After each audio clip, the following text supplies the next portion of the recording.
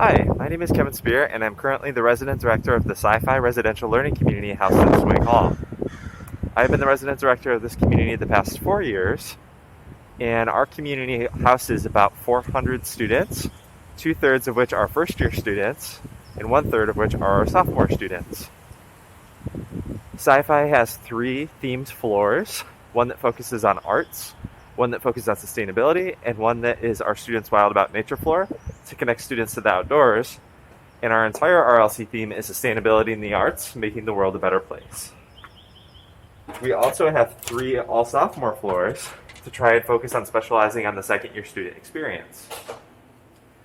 Students usually enter through our main doors, and this is our lobby area, where students are usually greeted by our desk assistants who sit at the desk and can check out equipment, anything from cleaning equipment to cooking equipment to games to play either outside or inside. And first floor also is home to about 27 residents.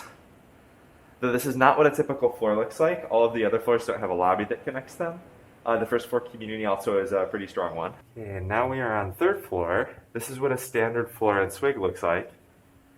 Every floor has either a kitchen or 2 lounges for students. And our kitchen is a great area for group dinners and things like that. And it also has a TV. And we usually have some cooking equipment for students to use for free. Even though only our odd floors have kitchens, we make sure that every Swig resident has access to at least one of our kitchens, so they could use it on a different floor if it's not on their floor. This is what a standard resident room looks like.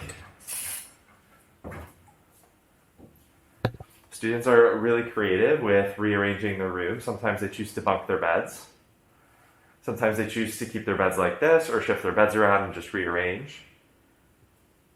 And each student also has a desk, 2 dresser units, and a pedestal, as well as an armoire, and then a shared vanity in the room and a sink, which is pretty great, so you don't have to go to the bathroom to brush your teeth. You can just do that from your room. And then our floors also have a water fountain. And now we're up on the 10th floor of Swig. I mentioned earlier that each of our kitchens are on our odd floors. In our even floors, we have 2 common spaces for students. Either a place where students can hang out to play games, or can come over to study. And Swig easily has the best views in Santa Clara, whether it's facing campus side or Market Street side, especially if you're higher up. And then I will also show you one of our bathrooms. So there is a men's bathroom and women's bathroom on each floor. And since there's about 40 students on every floor, that means we have about 20 students sharing the same bathroom. And so we have toilets and showers on the other side. We have automatic lights. There we go. And one thing that students ever really complain about is not being able to access the bathroom. There is always space, and if not, they can always use a restroom on another floor. So that is a commonly asked questions about students when they first come to Swig, but it never is an issue.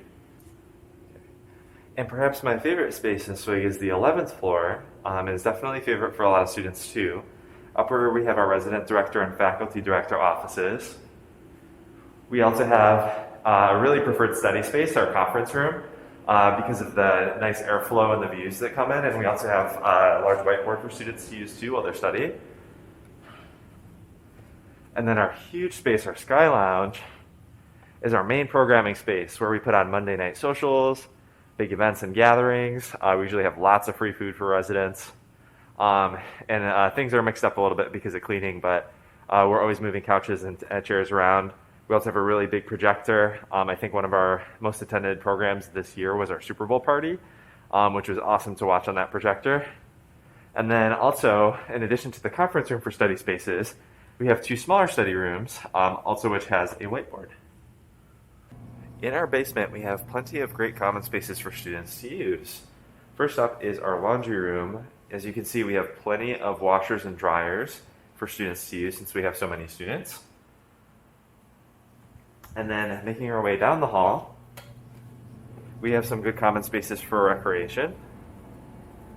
Right across from the elevators, we have a great pool table area along with vending machines and a ping pong table and a TV.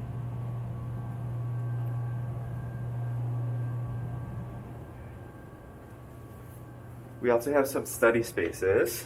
We have a conference room over there. Oh yeah, this is our art room where we have free art supplies for students. We created our art room a few years ago because students wanted a space to use. This one is our conference room. It's a great meeting for group projects and things like that.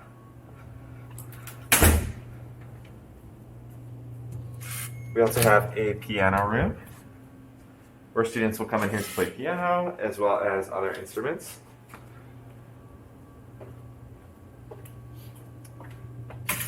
Over here, we have a great dance studio, which is frequently used for group dances, including Intindesh, who does a culture show in spring quarter.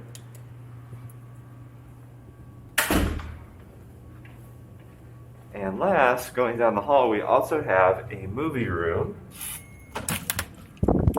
where students will go to gather and hang out and watch movies. And that's the basement.